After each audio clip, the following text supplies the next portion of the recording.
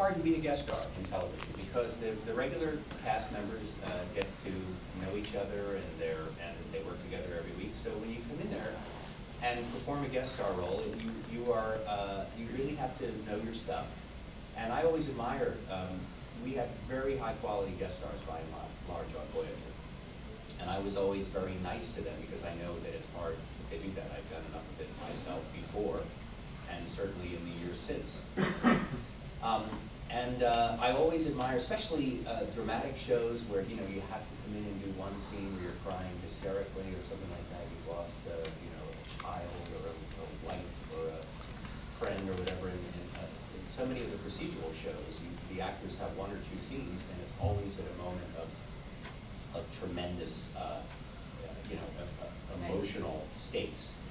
So it's not easy to be a guest star. So I always make it a habit when I'm on my own show to be kind to them, and I appreciate it when the regular cast is the same way to me, as they certainly were on Castle. I think Nathan Fillion was he was aware of my work from Star Trek, and maybe perhaps even a bit of a fan. So I think it was his idea to have me on, and he was great to work with, and I thoroughly enjoyed working on it. This past season, I got a on-camera reunion with Dana Delaney, my co-star from China Beach, in Body of Proof, which was incredibly cool to sit across the table and look into those beautiful eyes once again after a 20-year interlude. So I enjoy guest star work. Sometimes it's, I was also on The Mentalist this year. It was a very small part, and I almost didn't do it, but I think part of the reason they wanted a recognizable face was they wanted people to suspect me as the killer. So they sometimes cast an actor that you think as the red herring, that you will think is the bad guy because he's played a certain number of bad guys, and also because it's too small a part. He's not the bad guy. So I think I was a misdirect for the audience that they thought. But I also got to work with Malcolm McDowell, who I'd been in a movie with 25 years earlier called Get Crazy, the kind of movie that jumps off any actor's resume.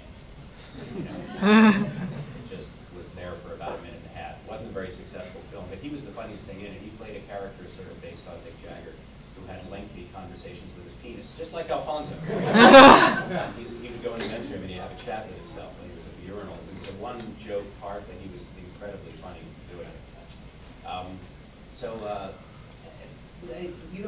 Your preparation really isn't different as a guest star, other than because it's not your show, you better be over-prepared. Because you don't know how the director works, how fast they go, whether they're going to shoot it in different sequence. You just have to go with your lines very well prepared, so you don't speak with. The last thing you want to do is slow the production down when you're the new guy. One fan came up to me today and said, "I just saw you in a porno." And I said, "What?" He said, "No, I just saw you in a porno." I said, "No, I'm quite sure not." And he said, "No, this new show called Femme Fatales." And I went, "Oh yeah." It's Cinemax this month. I'm on a show called Femme Fatales, which has a certain amount of, how should we say it, TNA in it. Not with me. I'm just a villain in a scene where everybody is fully clothed. But you will see my bald head in the preview trailer. I'm sort of juxtaposed with other large round objects in the frame right before me and after me. So, but they have other very well-known actors playing straight parts in it. But I just can't wait to see, when I'm in church next month, after it's aired in the States at the end of the month, to see what kind of comments I get, because nobody will want to admit that they had the channel on watching it. For years, Cinemax has been called Skinemax in the States, with their sort of R-rated fare. But yes, I'm in a show called Femme Fatales. Yes, there were a lot of naked women in it, none of whom I saw. Yes, I will live to regret it. Yes, I kept my clothes on. They even offered me a part, a scene, how should we say it, in flagrant delicto. They offered me a part where I did have a scene where I'm clothed, but how should I say this? Having fun with a young friend. But my younger daughter said, "If you do that, I'll kill you." So I turned that down and just played a regular villain part. But a very well-known actor took the part, and I talked to him. I said later, "How did you feel about doing the sex scene?" He said, "That's the reason I took the part." So you mentioned the fondness for some particular roles like Chinese, and you also mentioned the regrets from some of the smaller movies like Kid Crazy and whatnot. Is there anyone that you'd really like to return to the most? If in a perfect world, if you had your choice, either the particular character that you played, or the environment that you worked in, or just a show that you wanted to see continue on. Well, yeah, I miss the cast of Voyager very much, and it would be great fun to have some sort of a reunion show. That can never happen, but it would be fun to do that. I do see the castmates from the show, especially the men. We have what's called the Boy Boys dinner. The Voyager men get together for dinner about 2-3 times a year at a steakhouse in LA. And the last time was in January because Ethan Phillips has moved east. He's moved back to New York, at least for a few years. So we had but about 2-3 times a year we get together and have dinner together. So the next time we have to wait till he's in town or go to New York and see him.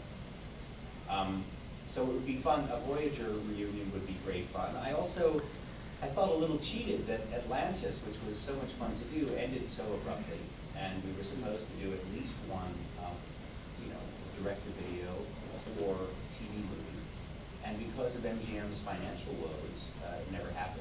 So, and I still think there's a chance that MGM will realize the value of that franchise and put some money in some sort of a direct-to-video movie, or at least a TV movie for the Sci-Fi Channel. And perhaps do some kind of a special forces thing where they just mine popular characters from the 3 different Stargate, 3 different Stargate shows. But I don't know if that'll happen or not. But that would be fun to do. Other than that, I think more of having reunions with particular actors on screen versus a particular, going back to the show itself. It's really the people you work with and the character. That's what you miss the most. I recently went to a big party of Warner Brothers celebrating 50 years of Warner Brothers television, and and all the people that a lot of the people I worked with on China Beach were there. Also the producers, behind the scenes people. So it's fun. But my next goal is to get on The Big Bang Theory. Yes. The producer he likes me, and I've talked to Bill Brady a couple times about it. So I hope to show up on The Big Bang Theory someday. We can start with Facebook. Oh, cool. Yeah. That's an awesome